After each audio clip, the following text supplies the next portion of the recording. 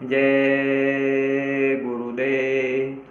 देखो दोस्तों, मैं हूँ आपका सेवक, सच्चा सेवक। और सच्चा सेवक जो बताता है उससे बहुत लाभ हो जाते हैं।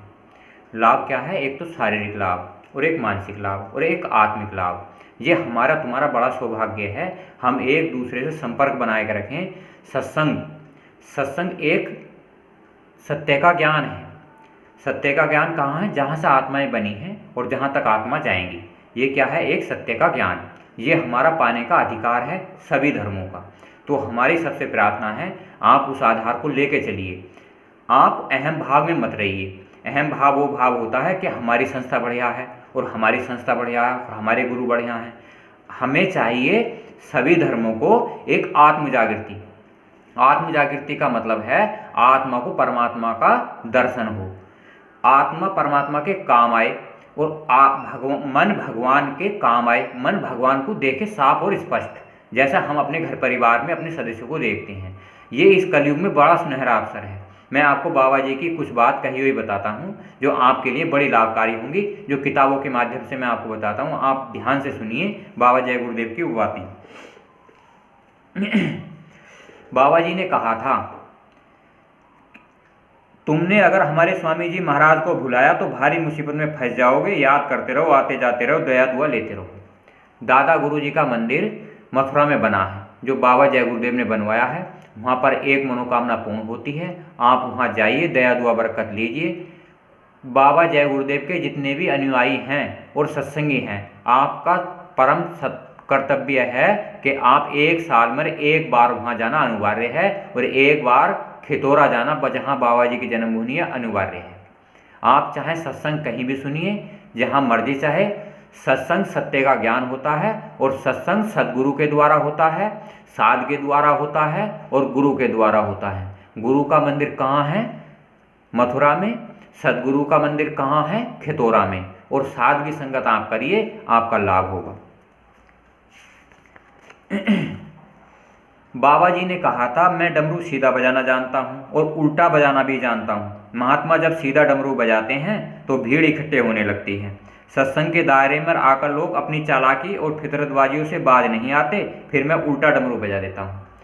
मतलब कुछ जीव आत्माएं काम, क्रोध, लोभ, मोह, अहंकार के कारण अपने आप को ये समझती हैं कि हम संत महापुरुष हो गए, पर वो एक भ्रम है।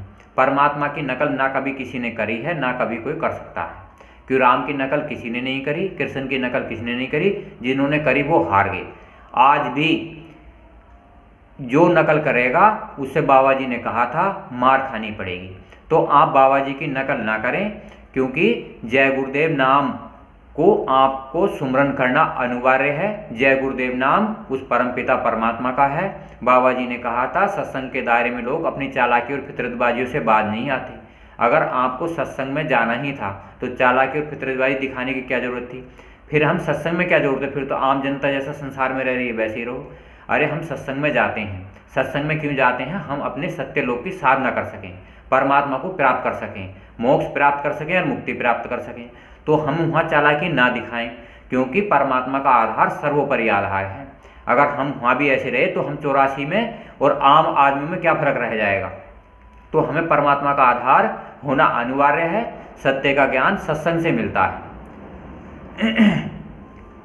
बाबा जी ने कहा था, शाकाहारी हो जाओ, किसी भी जीव की हिंसा मत करो, ऐसा कोई नशा मत करो जिससे तुमको पहचान न कर सको, माँ बहन की पहचान खत्म हो जाए।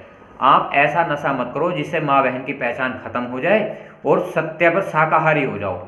शाकाहारी किसी जीव की हिंसा मत करो। तो इससे क्या होगा? आपको बहुत लाभ होंगे। आत्म जागृति भी होती है, आत्म मन को शांति भी मिलती है। आप लड़ाई झगड़े करेंगे तो आपको हानि होगी, आप प्यार मोहब्बत से रहेंगे तो आपकी जीत होगी। बाबा जी ने कहा था, सत्संगियों, तुमसे अधिक जल्दी हमको है। मतलब तुम्हें जल्दी नहीं है इतनी जितनी बाबा जी को है। तुम्हें बनने में देर हो रही है, मुझे उठाने में देर नहीं। तुम आज बन जाओ, आज ही उठा लिए जाओगे। जब तुम ही देर कर रहे हो तो मैं क्या करूं? मतलब बाबा जी की तरफ से कोई देरी नहीं। आप चाहते हो हम परमात्मा को देखें, मुक्ति प्राप्त करें, मोक्ष प्राप्त करें, तो आज आपकी मर्जी है। आप संकल्प करिए अपने घर बैठे, हम 1 घंटा सुबह 1 घंटा साधना करेंगे, तो बाबा जी 15 दिन में, महीने 2 महीने में आप पे दया कर देंगे, पर लगन के साथ। पर क्या है, साध की संगत, सदगुरु की संगत करिए। गुरु की संगत वो होती है मथुरा जाने की, और सदगुरु की संगत क्या होती है, खितौरा जाने की। और साध की संगत होती है जो सत्य बताए दे। आपको साध की खोज करनी अनिवार्य है। बाबा जी ने कहा, मैंने कहा परावर्तन होगा तो अवश्य होगा, याद रखिए मैं परावर्तन करके दिखाऊंगा। देखो ये बात बड़ी सोचने की है। बाबा जी ने कहा मैंने कहा परावर्तन होगा, परावर्तन तो होगा जरूर, ये तो गुरु जी ने कहा। अवश्य होगा, याद रखो मैं परावर्तन करके दिखाऊंगा। एक जय गुरुदेव नाम से एक शक्ति आएगी जो काम करेगी। वो सत्य का इतना प्रचार करेगी कि आत्म जागृति होनी शुरू हो जाएंगी और सबको लाभ होना शुरू हो जाएगा। भगवान और परमात्मा के दर्शन होने चले जाएंगे तो सब में आत्म जागृति हो जाएगी। लोग सत्य पर चले लगेंगे तो आपका सतयुग आ जाएगा। और जो आदमी नहीं मानेंगे तो भगवान प्रकृति प्रकोप इतने आएंगे जो उन्हें सबको हानि हो जाएगी और बड़ी बड़ी हानि आपको सहनी पड़ेगी। बाबा जी ने कहा था 20 करोड़ का वारा न्यारा हो जाएगा। स्वामी जी ने कहा, जब मैं तुम्हारे सिर पर हाथ रखता हूँ तो बिजली के करंट की तरह सारे कष्ट मुझे मालूम हो जाते हैं, फिर मैं उनका इलाज भी करता हूँ। बाबा जी जिसके सर पर हाथ रखा उनका बड़ा सौभाग्य था। जितने सत्संगी उनकी आशीर्वाद के नीचे रहे उनका बड़ा सौभाग्य था। आज आप सब अगर भगवान के परमात्मा के दर्शन ना कर सके तो आपको फिर दोबारा मनुष्य शरीर लेना पड़ेगा। तो बाबा जी का आशीर्वाद और बाबा जी का सत्संग जितना आपने सुना है तो आप 1 घंटा सुबह 1 घंटा शाम उनके सत्संग के लिए लग जाइए और आपको लाभ ना हो तो आप बताइए, साध की संगत करिए। साध की संगत से आत्म कल्याण जल्दी होता है। बाबा जी ने किताबों में लिखा है साध काम आगे करेगा। आप किताबों में देख लीजिए, मथुरा से बहुत सारी आप किताब लाए होंगे तो किताबों में सब कुछ लिखा हुआ है। बाबा जी ने कहा था, न आप मुझे छोड़ेंगे और न मैं आपको छोड़ूंगा। वो परम पिता परमात्मा जो सबका सृजनहार है अपनी आत्माओं को कभी नहीं छोड़ता। जो आत्माएं सत्य पर चलने की कोशिश करती हैं वो उनके नज़दीक रहता है, पास रहता है और मिलता जुलता रहता है। पर जो आत्मा चलती हैं, पर जो आत्मा चलती नहीं वो कैसे उनके पास रहेगा। तो अगर आप मुझे भी छोड़ देंगे तो मैं आपके पीछे पीछे चलूंगा। अगर आप मुझे छोड़ भी देंगे तो मैं आपके पीछे पीछे चलूंगा। देखो आत्मा और परमात्मा ये 2 रूप हैं। आत्मा कब होती है, जब कर्मों के जाल में फंस जाती है, और परमात्मा कब मिलता है, जो कर्म बंधन से अलग हो जाती है। 4 लोकों में कर्म बंधन है। हमारे स्थूल में कर्म बंधन है, लिंग लोक में कर्म बंधन है, सूक्ष्म लोक में कर्म बंधन है और कारण लोक में कर्म बंधन है।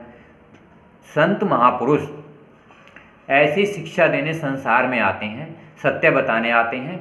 4 लोक के कर्म मनुष्य शरीर में भुगताए जाते हैं।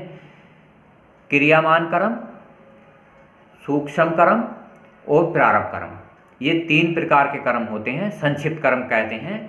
तो ये 3 प्रकार के कर्म होते हैं। ये तीनों प्रकार के कर्म साध की संगत से, गुरु की सेवा से, सदगुरु की सेवा से ये खत्म हो जाते हैं। और आत्मा ना तो बुरा करती है और ना अच्छा करती है, आनंद के काम करती है, जिससे आत्मा अपने लोकों में भ्रमण करती है। और सारे लोग मनुष्य शरीर के अंदर हैं। खोज करने पर अंतर में मिलेंगे।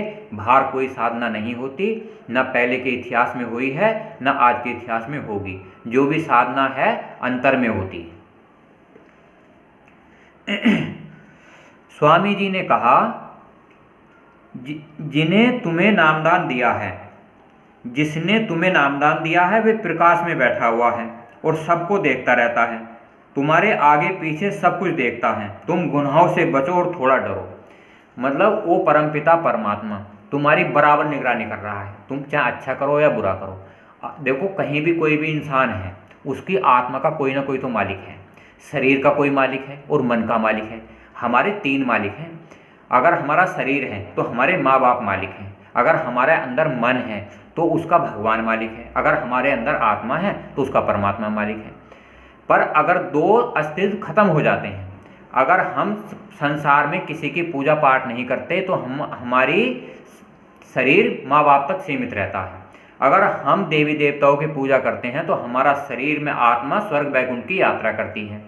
अगर हम भगवान की पूजा करते हैं तो हमारा आत्मा भगवान तक की यात्रा करती है। अगर हम किसी के बताए द्वारा, सदगुरु के या साध के या गुरु के सतगुरु की साधना करते हैं, बताई युक्ति करते हैं, तो वो साधना हमें सतलोक तक, अनामी लोक तक ले जाती है। ये हमारा बड़ा सौभाग्य है कि हम सतगुरु के सत्संग से जुड़े हुए हैं। आप सबसे मेरी प्रार्थना है, आप सतगुरु के सत्संग से जुड़िए, जो बाबा जय गुरुदेव मथुरा के रहने वाले थे, और साधवी संगत करिए। आपको इतना लाभ होगा, इतना कभी ना हुआ है, ना होगा।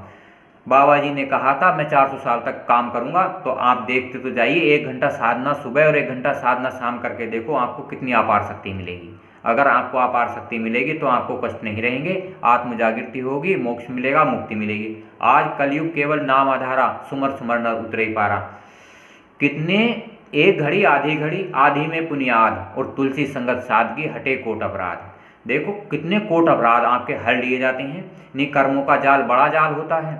आपने देखा नहीं, भीष्म पितामह इच्छा मृत्यु का वरदान प्राप्त था, पर किसी कारण, कर्मों के कारण वो बाणों की सैया पर लेटे।